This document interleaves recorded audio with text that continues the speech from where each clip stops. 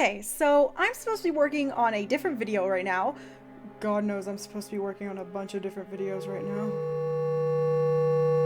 But I couldn't help myself, and in the spirit of using this channel to indulge in random things I'm obsessed with, we're putting all that aside right now because I absolutely could not stop thinking about Homicipher. This interest of mine caught me off guard because I absolutely do not mess with horror stuff.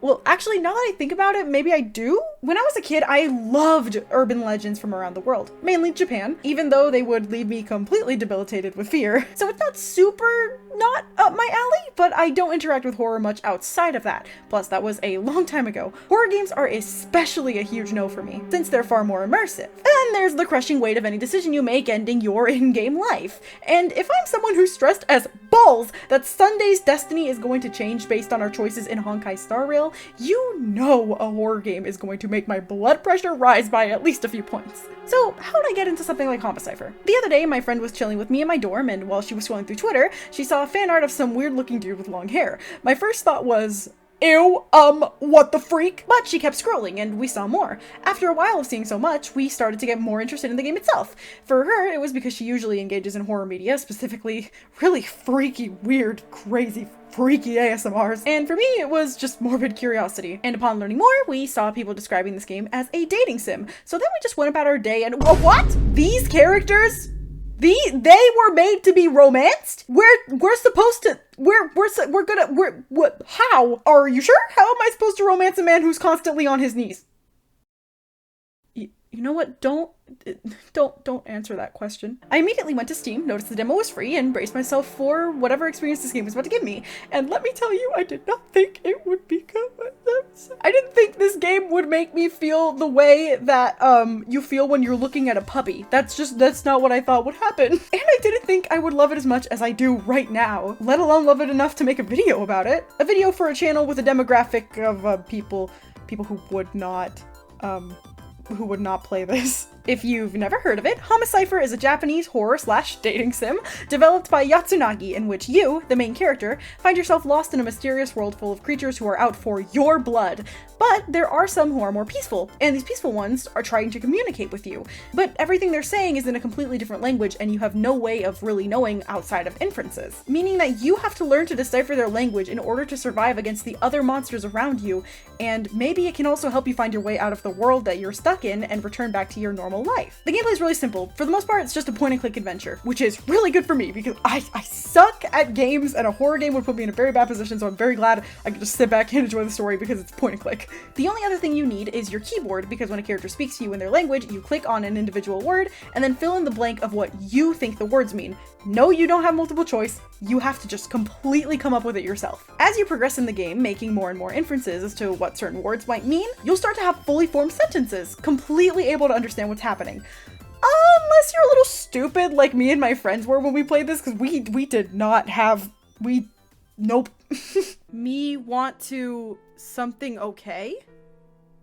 Wait, when did we write okay? Metal doll 2. Okay, wait, metal child? My child? I don't know. I always assume ghost women are talking about their children. Person. Person?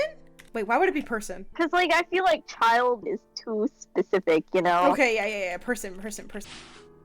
Yeah. Oh, shoot! Oh, shoot! This is what we get for assuming that female ghosts are dependent on other ghosts. But my god, this gameplay is so insanely cool. The whole time me and my friend were playing the demo, we were constantly gushing at just how cool this concept was. The games I usually play, though I love them to death, can get super samey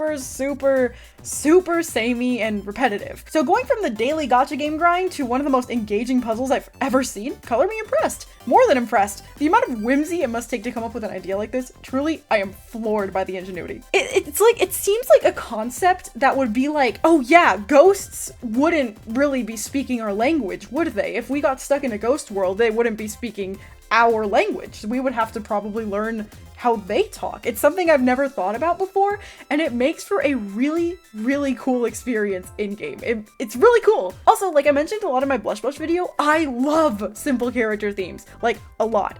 Complex character concepts are fun too, but oftentimes the more simplistic, the more powerful. And this game has some really strong character concepts, because think about urban legends. You've got Kuchisake Onna, Akamato, I really hate Ticket Ticket, which is like ironic because Mr. Crawling is literally like a lot like Ticket Ticket. Every time Mr. Crawling hit the trademark Ticket Ticket pose in this game, it made me flinch. I won't lie, it made me flinch. All of these urban legends have something in common, being very clear cut, at least on the surface. Kuchisake Onna's whole thing is that her mouth is slit. Akamanto's gonna give you two really bad choices. Also, he's red. And Teke Teke is disgusting. And to mention my favorite yokai ever, Gashadokuro are giant skeletons. Which is awesome, by the way. I love Gashadokuro. I love Gashadokuro so much. All of these urban legends have really simple concepts. If they didn't, they wouldn't be nearly as digestible to the audience that they're being delivered to, and that would cause them to not be as scared of them. Even with non-horror related characters, lack of a strong theme also leads to less draw. There's a power to simplicity, a lot of power, and that power can lead us to want to learn more about the characters so we can get those little complex bits. Gashadokuro isn't just a big skeleton, it can also turn invisible, only roams after midnight, and is made up of the bones of those who've died in starvation or in wars. If I wasn't drawn to the original concept of a giant skeleton, I wouldn't have dug deeper to learn more about them, even though those are also pretty surface level things. You get what I'm trying to say though. The designs in Homicipher do this very, very well. Mr. Crawling's whole thing, he crawls. Mr. Chopped, he's just ahead. Mr. Gap, he's at the gaps. Mr. Scarlatella, he's Scarlet? Umbrella guy. And a freak. Oh my god, what the heck? Don't turn around. Oh! So for me, the draw, the interest, all-time high. It's the same kind of draw that got me so obsessed with urban legends as a kid. And oh my god, the resurgence of that is making me go crazy. It's like all I can think about right now, guys. Oh my god, I know hyperfixation is like, you know, we talk about it, we know about it, we discuss. We're all neurodivergent here, we all get it, but oh my god, every time it happens, I just realize how debilitating it is. When I was starting out with this game, I won't lie, I was shaking in my boots a good little bit. I do not play horror games. Ever. And I watched my first horror movies just within these last few months. So I wasn't super well equipped for something like this in-game world. Until... Oh, I'm so sorry! He's just sitting in the corner. Mr. Crawling appeared. I could not tell you just how sickened I am every single time I see this man. He's the reason the day after I played the demo and I had to wait for my friends to be ready to play for like a whole 24 hours, but I needed to see my Pookie so bad. It was infuriating. I know he looks like that. I know he looks like that guy. Guys, I know he looks like... I thought he was weird too. I thought he was weird and freaky and I couldn't get behind that, but I can. I absolutely can get behind that. I can get behind that so hard. If you don't play this game, you won't get it. No amount of me telling you about how lovable he is will ever do him justice. Throughout this whole game, literally everyone is out to get you. If you think the character is cool with you, you're wrong. Hit the wrong button and you're dead. The only other character I can say for sure is totally harmless has to be Mr. Chopped, and that's because he doesn't have a body. He couldn't hurt you even if he tried, but Mr. Crawling just never hurts you. Even if you slam his face in with a crowbar, he just doesn't do anything because he's like, oh, I made you scared. I'm sorry. Oh my god, I love you. Don't say that. All he does is follow you around, protect you, keep you company, worry about you, giggle at the highest pitch I've ever heard a living thing giggle. All the things you wouldn't expect from a monster character, like, at all. Especially in this world, bro, everything here is evil. And if they're not evil, they're morally great. No one here is good except for Mr. He's good. He's pure good. He's an angel. Everything he does is just because he loves you.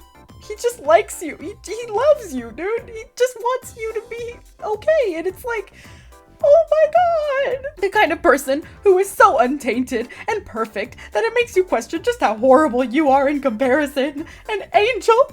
A literal angel. He also has so many stupid cute scenes, and even then sometimes they're cute even though they don't look stupid cute at all. Like, there's this moment where you're wandering around with him and Mr. Chopped and you find cat ears that dropped from the human world. So you put them on Mr. Chopped and tell him about how cute those ears are up on his head. So later, Mr. Crawling tries to mimic that, but the ears he uses are, they're literal human ears. He asks you if he's cute, and god, if you say no, you are a heartless monster. There are literally no endings where Mr. Crawling harms you. I played through all of them when I got the game, and I expected there to be some super sad bit where he turns on you, or his strength gets the better of him, or something like that, but no, not at all. In fact, the two most heartbreaking parts of the game are when you, the player, harm him. Skip to these timestamps if you want to play the game for yourself and not get spoiled for these bits.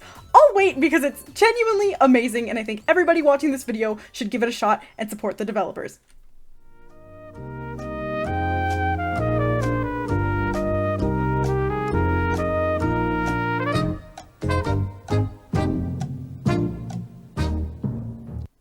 Okay, so there's this moment where your vision starts to get hazy because you've been in this world for too long. Your body has been changing for a while and you've been getting weird, quick regeneration abilities and super strength.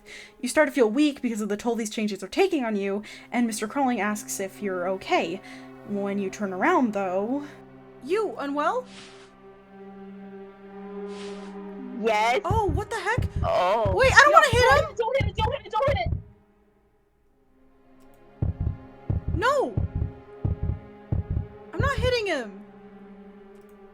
I am not hitting him! Like, we know who that is, you can't trick us. Oh. You! Change here? Hurt? Unwell? The only options you're given are to tell him to get lost. Stop. No! I can't do... No! Maybe die means something else. Yeah, maybe it means something else! Me like you. No! Oh, no! What? Don't leave! No. We gotta go back. We gotta No! go back. No! Can you leave? Or to click on him, and if you do, you kill him. I'm gonna click him. I'm gonna click him. Oh my god! Oh my god, no! God. You progress through the rest of the game alone. Until... After a long while of walking around, you come into a hallway and hear really high-pitched sobbing. You open the door to the room it's coming from, and you find Mr. Crawling in a closet, crying his eyes out. He's somehow alive, but he's heartbroken. Okay, no more retelling the story. I'm just gonna tell you how I feel about it now. That's my baby! That's my baby! I'm sorry, baby. I'm so sorry. For those who absolutely cannot handle angst in any way, shape, or form unless it has a happy ending, like me, don't worry, because things are okay after this because Mr. Crawling is, again, an angel. He forgives you because he loves you, and I love him. I can't believe someone so kind is right here in front of me. There are also plenty of happy endings here for you to enjoy, including the happiest of all, where you get to experience literal married life with him. Also, for those who are wondering how this is a dating sim, that's pretty much it, at least in my opinion. That's as romantic as the game gets. So if you don't like romance, you can still play it as a horror game, but if you're absolutely down bad, you will see this as a dating sim. I mean, there is the odd line here and there if you're not into that, but it's enough to ignore, I'd say. I don't know, maybe it's hard to be romantic in a situation where you don't understand anybody else's language, you constantly fear death, and everyone here would rather eat your intestines than eat you out. That's certainly Mr. Gap's idea of doing anything, really. Me want your feet. That's disgusting. Oh, he's a freak. If you love horror, urban legends, ultimate games, puzzles that involve a lot of thought and inferences, creepy or adorable characters, or just good stories, you need to play Homicipher. There are two wolves inside me. One wants you to play Homicipher because the language learning mechanic is insanely interesting, and the other wants you to play Homicipher because Mr. Crawling is in it. Both of these wolves want you to play Homicipher. Play Homicipher! Of course, if you're sensitive to blood and gore, make sure to take care of yourself primarily. But I will say, as someone whose #1 no-go in any form of media is body horror, this game wasn't an issue at all for me. Well, maybe there were some bits, courtesy of Mr. Gap, but outside of that, it was pretty safe for someone like me. This kind of sounds sponsored, but I'm like literally just trying to get you to play this game because I want you to. I was not paid for this. I'd love if I was, but I was not paid for this. Guys, this game is so, it's so, I just use this channel to talk about things I love, and this happens to be one of them, even though I didn't expect it to be. This was a very, and I mean very brief look into why I love Homicipher. There were plenty of things I didn't mention, like the wonderful background characters, the fact that there are 34 really unique endings that you can get, and I didn't even go into any detail about just how much I adore Mr. Chopped and how bad I want to explode Mr. Silver with my mind. Also, I didn't talk much about the inherent freak of Mr. Scarlatella, or the inherent freak of the fandom towards Mr. Scarlatella. If you get into this game, be warned that you will see fan art of this man and his umbrella and some connection between him and his umbrella. So thank you so much for watching this video. Please check out Homicipher. I am begging you. I need more people to understand just how perfect Mr. Crawling is.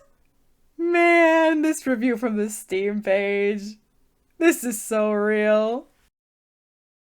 I tried to make this video shorter than usual at the expense of my yapping, and wow, that was really hard. Like, so hard. Like, so extremely hard. You guys have no idea. I love this game so much. It's seriously all I can think about right now. The hyperfixation monster is a real threat because I demolished this game, ran through all of its endings, and scraped the bottom of the barrel of its Twitter tag when I should have been, I don't know, making videos my target audience will actually watch, working on commissions, or, I don't know, working on my final papers for my college education because it's literally finals week. But you know what? I'm an art major, so this was kind of productive. I spent 9 hours staring at the art from Homicipher, and I drew an illustration for this video. So actually, I was studying. This is helpful. This was helpful. But no, in all seriousness, I'm super sorry for the lack of videos recently. I've been wanting to put stuff out, but when I get to it, I never have enough energy to put me past the script. And when I do have that energy, it's used for stuff like school or commissions, even if I really want to make something for you guys.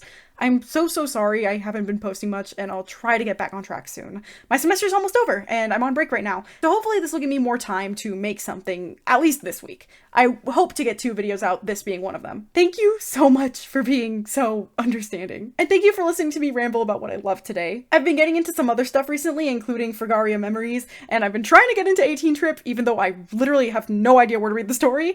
So hopefully there might be videos about those if I end up obsessed with them enough. But no promises, because I need to stop promising videos. It's very bad of me. No promises. I literally have 5 videos on the back burner right now. Make sure to keep living because it's the only way things can get better. I'm gonna go work on another video now. Bye-bye!